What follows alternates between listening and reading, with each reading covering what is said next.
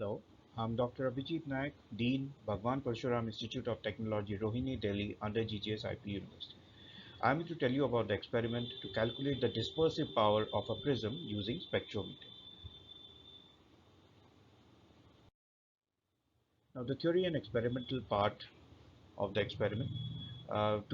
Calculate the dispersive power of a prism, you need to calculate the angle of prism, you need to calculate the minimum deviation position of the prism, and you have to use the white light. When you use the white light and put the prism in front of it, of course you can see a band of color, that is 7 different colors. Now the formula to calculate the dispersive power is omega is equal to mu v minus mu r divided by mu y minus 1, where mu v is the refractive index of the material of a prism for the violet color, mu r is the refractive index of the material of a prism for the red color, and mu y is basically the refractive index of the material of the prism for the yellow color, or it can be the mean of the two colors also, that is mu v plus mu r divided by 2. Now to calculate the angle of prism, I shift now to the observation table here. You can see here the observation table. To calculate the value of the angle prism, we have to keep the prism straight, that is the refractive edge of the prism should be parallel to the collimator. You take the telescope to the right side, take the reading of the vernier scale and the main scale on the right side. Similarly, take the telescope on the left side, take the reading of the vernier scale and the main scale on the left side. Of course, you have to focus on the slit, which will be now white in color because we are using mercury light here. The difference in the two reading will give you the value of 2a, and from here you can calculate the angle of prism. So this is how to calculate the angle of prism. Now as I said that we are using white light, so we can see a band of color ranging from violet to red. So if the prism is given 90 degree, an angle of 90 degree, so the white light will be split into 7 different colors.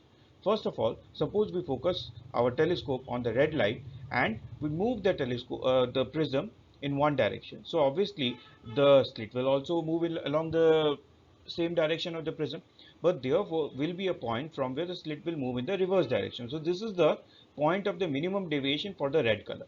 Here you have to take the value of the main scale and the vernier scale and record the reading. Similarly, you have to record the reading for the violet color and you have to record the reading for the yellow color as well. Now you have to bring back the telescope to the direct position, and the difference between the position of the minimum deviation and the direct reading will give you the value of the delta m, that is the angle of minimum deviation. Now if you see the formula, that is mu for violet, which is equal to sine A plus delta m by 2 divided by sine A by 2. From here you can calculate the value of mu v, that is refractive index of the violet color. Similarly, you can calculate the refractive index of the red color also, which is equal to sine A plus delta m by 2 divided by sine A by 2. Now you can also focus your telescope onto the yellow light, and you can also calculate the position of minimum deviation for the yellow light, and the difference between the position of minimum deviation, the direct reading of the telescope will give you the angle of minimum deviation, from where you can calculate the mu for yellow light also.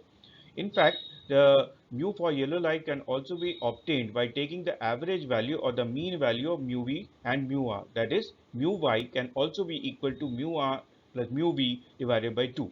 Now from the formula, that is omega is equal to mu v minus mu r divided by mu y minus 1, you can calculate the value of the dispersive power of the prism.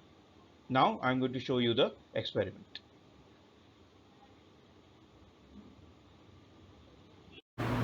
This experiment is called to find out the dispersive power of a prism using spectrometer and mercury light. Mercury light is a white source of light.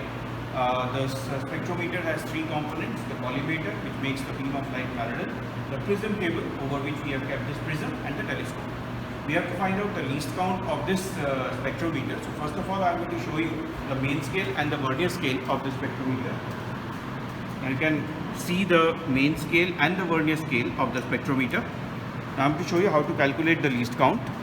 See, in the main scale we have 1 degree. Now 1 degree is basically 60 minutes, and if this is divided into 3 parts, then one small division is 20 minutes.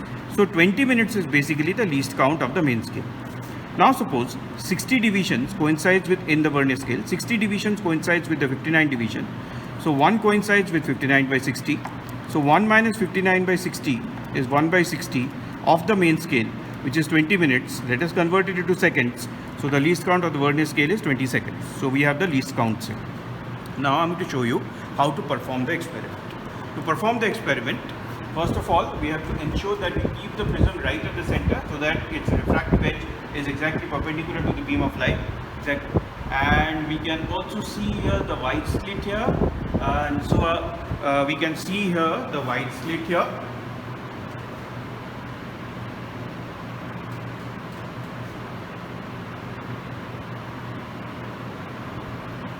So the white slit is visible now. Now I am going to move this telescope towards the left hand side.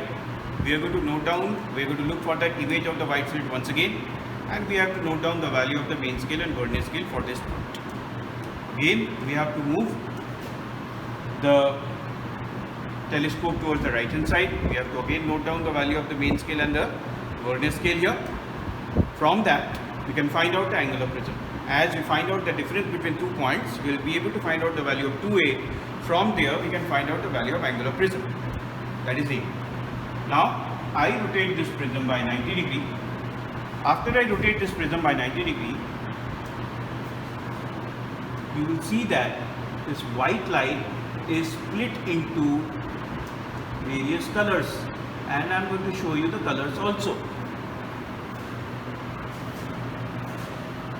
Now you can see here various colors here ranging from violet to red.